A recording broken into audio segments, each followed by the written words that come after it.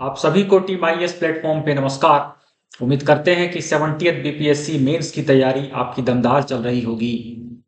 Mains answer writing और जो marks exam में आते हैं, इसको लेकर एक डाउट आपके मन में चल रहा होगा।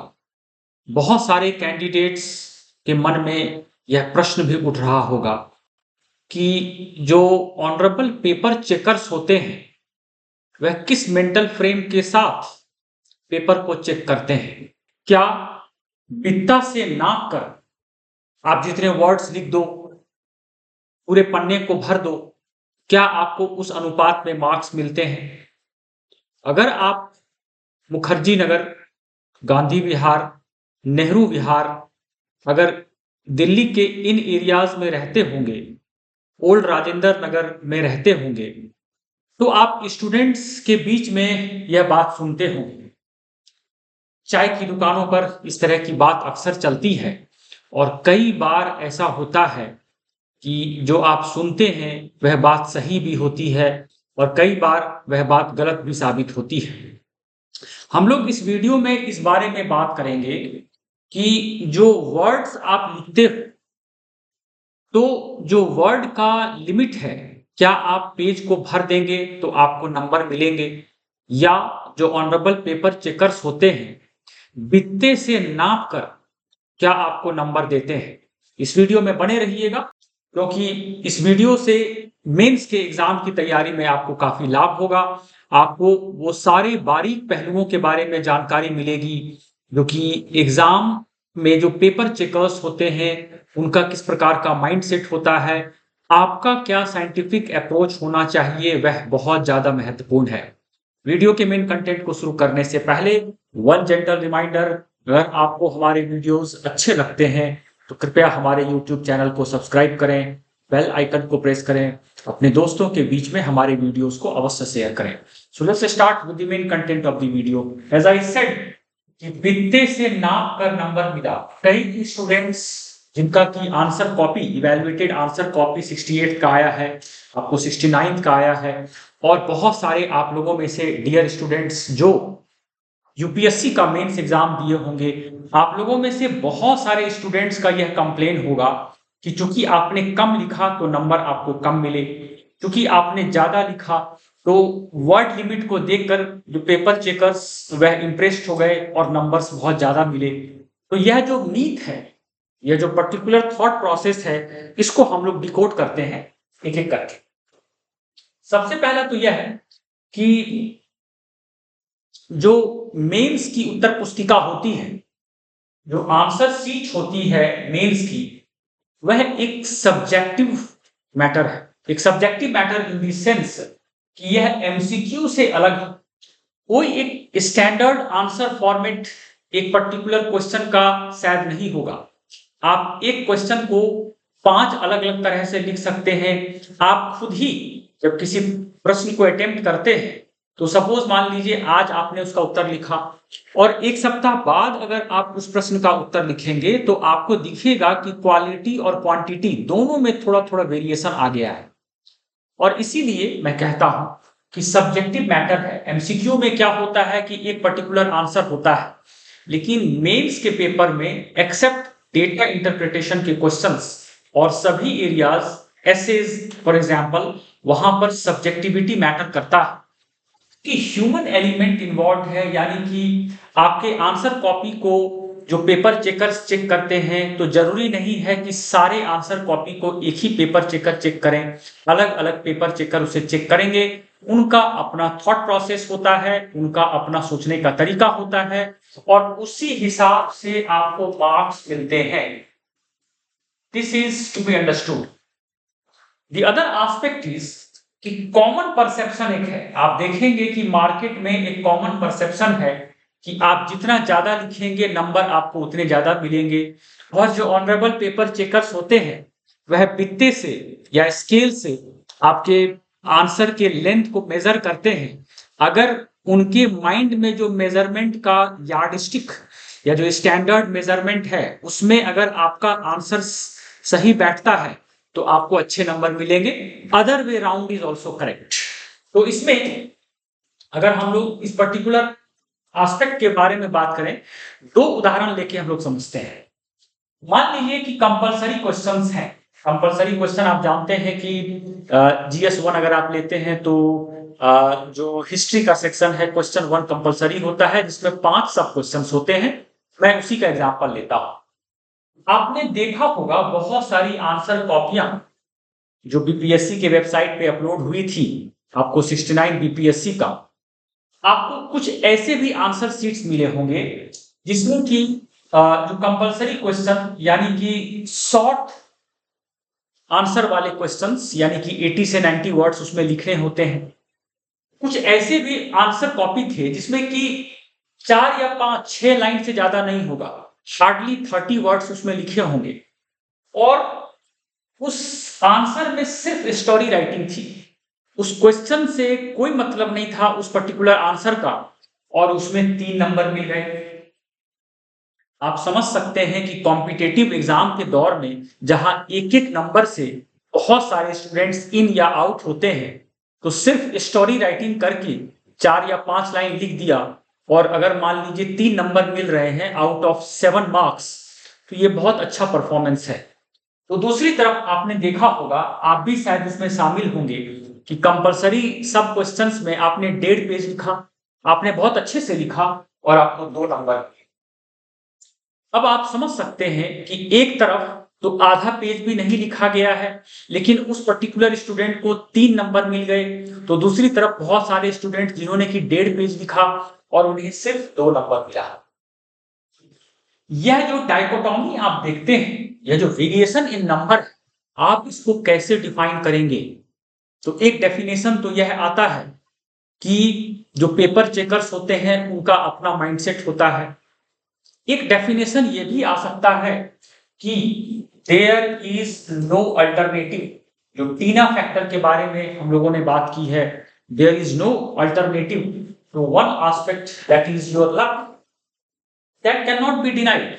जहां सब्जेक्टिविटी होती है, जहां ह्यूमन एलिमेंट होता है, वहां पर लक फैक्टर बिल्कुल इन्वॉल्व होता है। और इसीलिए आप देख सकते हैं कि 6 लाइन लिखा, कोई उसमें क्वालिटी नहीं है, 3 मार्क्स मिलते हैं। तो दूसरी तरफ आपने 1.5 पेज लिखा, 1 पेज सवा पेज लिखा, आपको 2 नंबर मिलते हैं। तो one aspect which can define is this factor that is luck. लेकिन अगर आप कुछ चीजों का विशेष करके ध्यान रखेंगे तो इस लक फैक्टर को न्यूट्रलाइज करने में आपको मदद मिलेगी। और जो कॉमन परसेप्शन है कि वित्ता से नाप कर मार्क्स मिलते हैं, आप इस मीथ को भी डिस्ट्रॉय कर सकते हैं कुछ इस तरह से। पहली बात तो यह समझिए कि वर्ड लिमिट जो होता है 38 मार्कर क्वेश्चन में लगभग 400 वर्ड्स होता है, और जो कंपलसरी सब क्वेश्चन होता है वह लगभग 80 वर्ड्स का होता है। लगभग मैं इसीलिए बोल रहा हूं क्योंकि अगर 400 वर्ड्स में कहता हूं तो आप इसे 375 भी मान सकते हो, आप इसे 410 से 415 भी मान सकते हो। तो दूसरी तरफ अगर 80 वर्ड्स में बोलता हूं तो आप इसको 100 वर्ड्स भी मान सकते हो, आप इसको 70 से 75 वर्ड्स भी मान सकते हो। टाइम लिमिट की अगर बात करें तो 38 मार्कर क्वेश्चंस जो होते हैं उसमें 22 मिनट्स आपको देने होते हैं। तो दूसरी तरफ कंपलसरी सब क्वेश्चंस में आपको 4.4 मिनट्स अप्रॉक्स देने होते हैं। द मीथ कि वित्ता से माप कर मार्क्स मिलते हैं, इसको हम लोग डिस्ट्रॉय कर देते हैं। वो इस तरह से कि सपोज मान लीजिए कि यह जो वर्ड लिमिट है, यह जो वर्ड लिमिट है 400 वर्ड्स का ऑप्टिमम और 22 मिनट्स का, अगर आप इसको फॉलो करते हो तो जो परसेप्शन है मार्केट में among most of the students कि पेपर चेकर आपके लेंथ को, आंसर के लेंथ को देखते हैं, उस हिसाब से नंबर देते हैं, वह डिस्ट्रॉय हो जाएगा। आपको ये जान के बहुत आश्चर्य होगा कि टीम आईएएस में अभी जो मेंस का टेस्ट सीरीज चल रहा है, जीएस का और ऐसे का, बहुत सारे ऐसे कैंडिडेट्स हैं जो 69 बीपीएससी में वह इंटरव्यू दे रखे हैं, और कुछ ऐसे भी हैं जो सिलेक्टेड हैं, लेकिन उनका पेपर फिनिश नहीं हो पा रहा है अभी तक। आप देख सकते हैं कि लगभग 11 से 12 टेस्ट हो चुके हैं, और 11-12 टेस्ट हो जाने के बावजूद उनके पेपर अगर फिनिश नहीं हो रहे हैं, 1 या 2 क्वेश्चन छूट रहा है, आप उसी से समझ सकते हैं कि किस तरह से आंसर राइटिंग का जो बारीक पहलू है वह आपको कंट्रोल करना आपके लिए बिग चैलेंज होता है, और बित्ते से नाप कर जो मार्क्स मिलने का परसेप्शन है उसकी एक्चुअल रियलिटी क्या है। एक एस्पेक्ट और आप समझिए कि क्वांटिटी मैटर करता है। क्वांटिटी बिल्कुल मैटर करता है। अगर आप कम लिखते हैं तो उससे दिक्कत बिल्कुल होगी। 3 घंटे में आपको GS2 की अगर बात करें, से फॉर एग्जांपल आपको 3500 से लेकर 3000 वर्ड्स लिखने हैं। इतने आपको लिखने ही होंगे। अगर आप इससे कम लिखते हैं तो फिर वहां पर पेपर चेकर को यह लगेगा कि आपने पेपर को कंप्लीट नहीं किया है, पहली बात। दूसरी बात कि आपको पेपर को फिनिश करना होगा। You will have to finish the paper. आप पेपर को अधूरा अगर छोड़ देंगे वहां पर आपको दिक्कत होगी। सपोज मान लीजिए कोई ऐसा क्वेश्चन है, अंतिम के 1-2 क्वेश्चन जहां की आपको पेपर फिनिश करने में दिक्कत हो रही है, तो वहां पर एक चीज को याद रखिएगा कि जो महत्वपूर्ण आयाम है उत्तर के, वह जरूर आप टच कर दो, भले ही वर्ड लिमिट को कम कर दो। आप अगर आप वर्ड लिमिट को कम भी कर देते हैं, मान लीजिए 38 मार्कर है और वहां पर आप 250 वर्ड्स में अगर आंसर को फिनिश कर देते हो, 200 वर्ड्स में फिनिश कर देते हो, लेकिन सारे डायमेंशंस को अगर कवर कर दोगे तो पॉसिबल है कि आपको 20 नंबर मिल जाएगा। But the most important thing जो कि एक परसेप्शन या मीथ है कि बित्ते से नाप कर आंसर में मार्क्स मिलते हैं, इस मीथ को डिस्ट्रॉय करता है आपका क्वालिटी। आंसर की क्वालिटी क्या है वह बहुत मैटर करता है। बहुत सारे स्टूडेंट्स जब अपने कॉपी को रीइवैल्यूएट करते हैं, जब मार्क्स आ जाते हैं इवैल्यूएटेड कॉपीज, कई बार उनका जो सेल्फ इंट्रोस्पेक्शन, सेल्फ इवैल्यूएशन का दायरा जो होता है वह बहुत नैरोड होता है। नैरोड इन द सेंस कि वह अपने मजबूत पक्ष और कमजोर पक्ष दोनों को सही तरीके से इवैल्यूएट नहीं कर पाते हैं, न्यूट्रल रह के इवैल्यूएट नहीं कर पाते हैं। And what is also equally unfortunate कि आपका जो पेयर ग्रुप होता है वह भी आपको सही फीडबैक नहीं दे पाता है कि कहां पर आपके उत्तर में कमियां हैं या मजबूत पक्ष है। तो एक मैटर जो आप नहीं ध्यान दे पाते हैं वह है क्वालिटी। अगर आप यह समझ रहे हैं कि आपने बहुत वर्ड लिमिट में उत्तर को लिख दिया, 400 वर्ड्स में 430 वर्ड्स, 410 वर्ड्स में आपने उत्तर को लिख दिया, फिर भी अगर आपको 8 नंबर मिले हैं या 10 नंबर मिले हैं, तो एक परसेप्शन जो यह आता है कि स्केल से नाप कर या बित्ते से नाप कर मार्क्स मिलते हैं, वह तो अपने आप डिसॉल्व हो गया। क्वालिटी मैटर करता है। आप कितना भी लेंथी पेपर लिख लो, 3000 वर्ड्स लिख लीजिए, 3500 वर्ड्स आप लिख लीजिए, अगर पेपर में आपकी क्वालिटी नहीं है, अगर कंटेंट की क्वालिटी नहीं है, अगर आप बारीक पहलुओं को नहीं आंसर में दिए हैं, तो आप 3500 वर्ड्स भी लिख लीजिएगा, नंबर नहीं उठेंगे आपके। हो सकता है कि कुछ क्वेश्चंस हैं जहां की स्ट्रोक ऑफ लक पे कुछ नंबर्स आ जाएं, लेकिन अल्टीमेटली द पॉइंट इज कि अगर कंसिस्टेंटली अच्छे नंबर लाने हैं सभी क्वेश्चंस में और सभी पेपर में इंक्लूडिंग इंटरव्यू, तो क्वांटिटी बिल्कुल मैटर करता है, हम इसे इग्नोर नहीं कर सकते हैं, लेकिन quality ultimately means the day. आपको क्वालिटी को बेहतर करना होगा और उसके लिए आपको पेपर को अच्छे से अटेम्प्ट करना होगा। पेपर को आप तभी अच्छे से अटेम्प्ट करते हैं जब आपकी प्रैक्टिस अच्छी हो रखी होती है।